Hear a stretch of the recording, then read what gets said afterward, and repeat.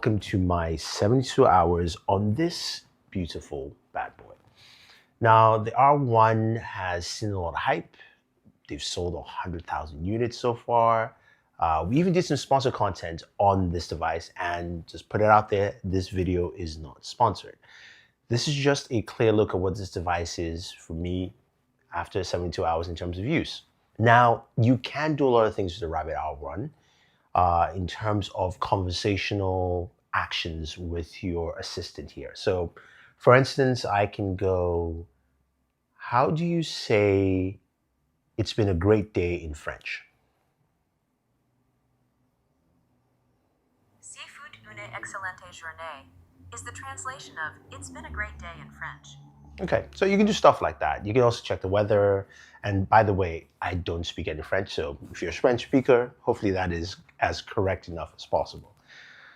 But those are things that you can do on your smartphone. And you're wondering, what is the Rabbit R1 and why should I care?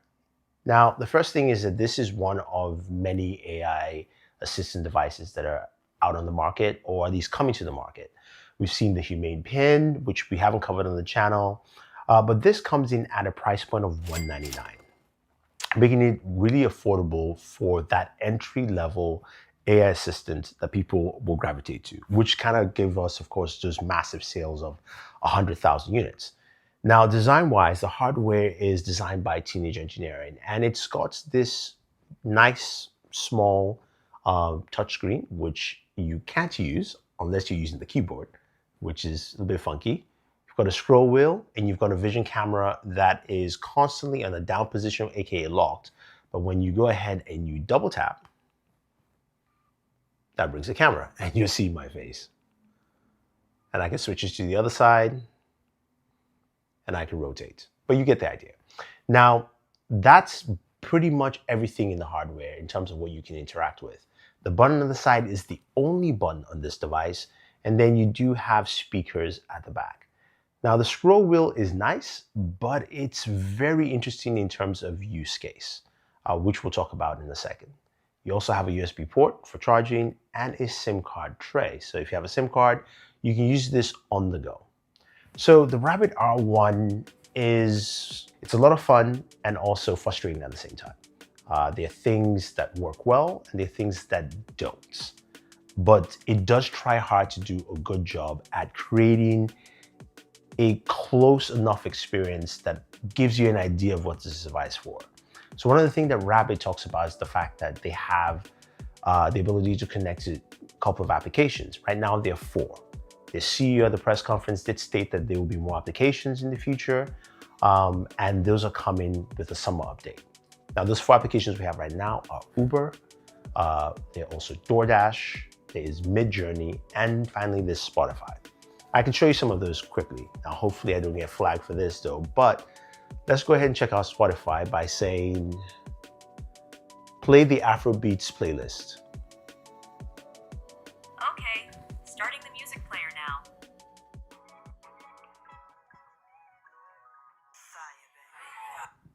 So it's playing, but what's funny is Afrobeat, and that is Michael Jackson Bad right there. So you gotta get issues like that. And that's something that the CEO has said that they've used generative UI, which can generate issues like this. But the player does work. Spotify actually is one of the apps that works pretty well in terms of picking up your playlists, playing just specific songs. I've had very little issues with just playing the songs I want to. The drawback on this is that, to play and pause is with one button, and you can't necessarily increase the volume. The only way to do that is to shake to go into the settings. And then you have the volume option, Bluetooth, and things like that in there. So that's something that Rabbit needs to think about, because I like the very minimalistic idea of just one button, but honestly, you need buttons for more than just one thing. Now, another one is Uber. I can call Uber from here to a location, but the thing you have to note is you have to be very specific about where you're going to. So I go, I run into a problem there. I gotta scroll. There we go. I gotta scroll out of this into the home screen. The UI needs some work. you can see me just trying to record this, and I could make it pretty and cut it off, but honestly, you got to see what the experience is. So I'm now back in the home screen. I can scroll back to the song, and then I'm scroll forward again. I'm here. I'm gonna order an Uber. Order an Uber from work to home. Requesting for a ride now. Uber may take a while to load on Rabbit OS and may not be available in all regions. So it will warn you that there are some limitations to it. It might be slower or it might not work. So I kind of like that at least. And in terms of actually getting an Uber, it's been pretty functional all the way. And so it's already here. Now with Uber, you have a couple of steps while you do that. It's confirming that is work. So it says work. I can either press and hold to change the location or the address, but I'm just going to scroll down and confirm. Then it says home. So I wanted to go home. I can either do the same thing, either change the location or confirm. Scroll down, continue. And then finding rides. Now, it's going to show you my options. Uber X, $16. Man, it's getting expensive. XL, Black. That's it. 3 options. And you're going to notice most of the time you're going to get 3 options from this device. It's pretty much standard. Now, here's the kicker with Uber. Once I go ahead and select this, this is the last screen I will ever see. I'm not going to do it now. Actually, I will. I can cancel it on my phone. I pay $16.99. I have to put a PIN. Here's another thing that you're going to see a lot is that I wish I had a fingerprint sensor. I don't have to actually put in a PIN anymore. Granted, that will increase the cost, but maybe in the slightly pro model, this would have made it easier. I'm just going to go ahead and cancel and head back the process. But once you order an Uber, you're not giving an indication of what the vehicle is or the license plate. So again, those are things that have to be fixed. Now, we also have things like Midjourney. Midjourney allows you to create, of course, unique AI-generated images, and it does work well, but it's rather slow. So I'm going to do this, and we'll get back to Midjourney in a second. Create an image of Master Chief fighting Superman in a spaceship heading to Neptune.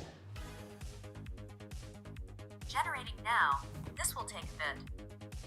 So with Midjourney though, the caveat here is depends on what service you're paying for. I'm paying for a basic service, so that also would take a longer amount of time. So that's not necessarily on the AI, it's just what you're paying for.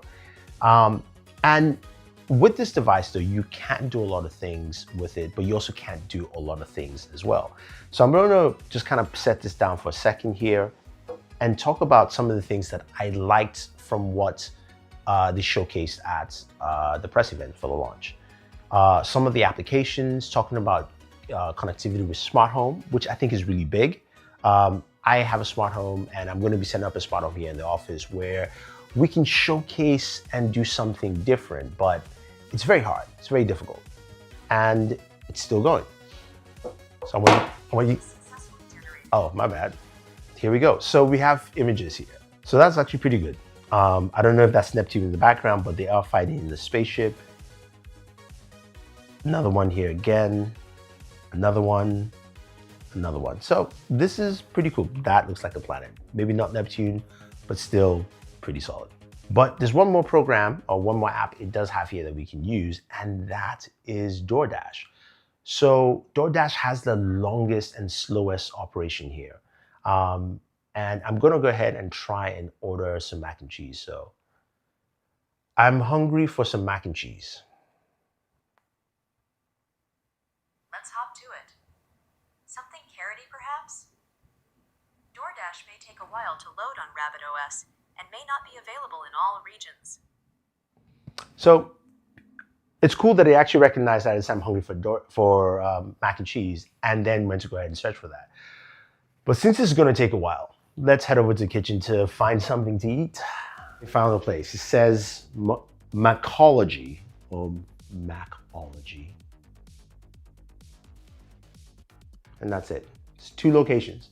There are more than 2 locations around here. So let's look at something in the kitchen. We've got some pasta sauce. We have the vision functionality. You double tap to access vision. The camera spun around. So let's see. What can I make with this? Taking a look now. The app may be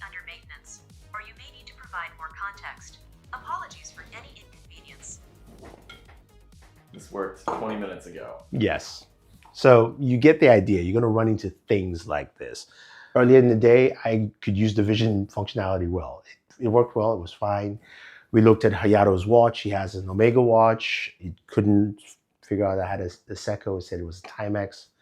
You know, those are the kind of things that do happen. But I'm gonna try it again. I feel like there's hope. I feel like there's hope. What is this? Taking a look now. This is a watch.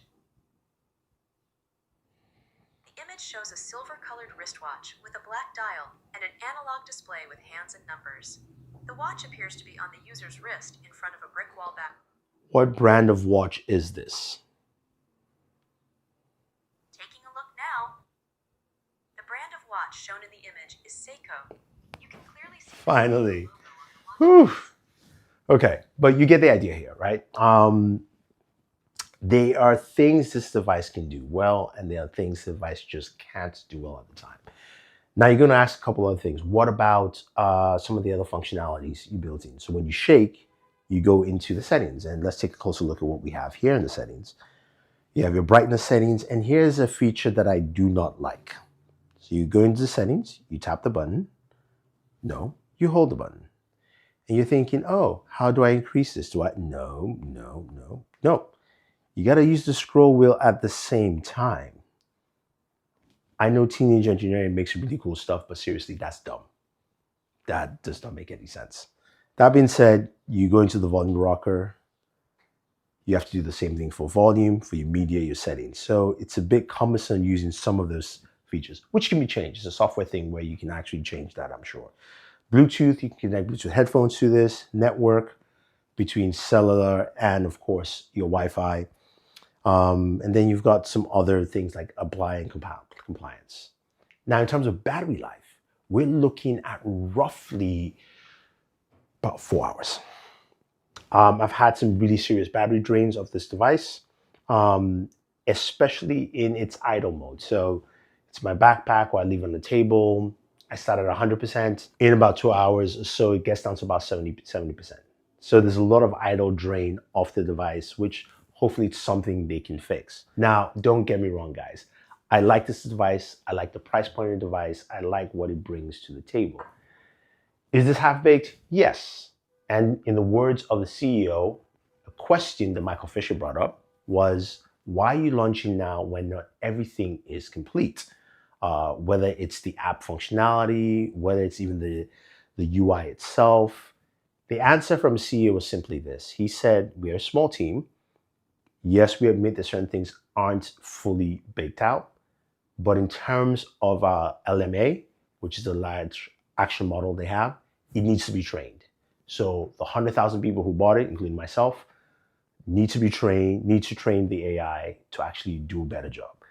And I like that transparency. Whether it's right or not, that's a different case entirely. Whether you should be a test subject, well, that's your choice because you bought it. And I like the fact that he was clear from the very beginning that this is not going to replace your smartphone. It's not going to replace his iPhone. It's not going to replace my Samsung Galaxy.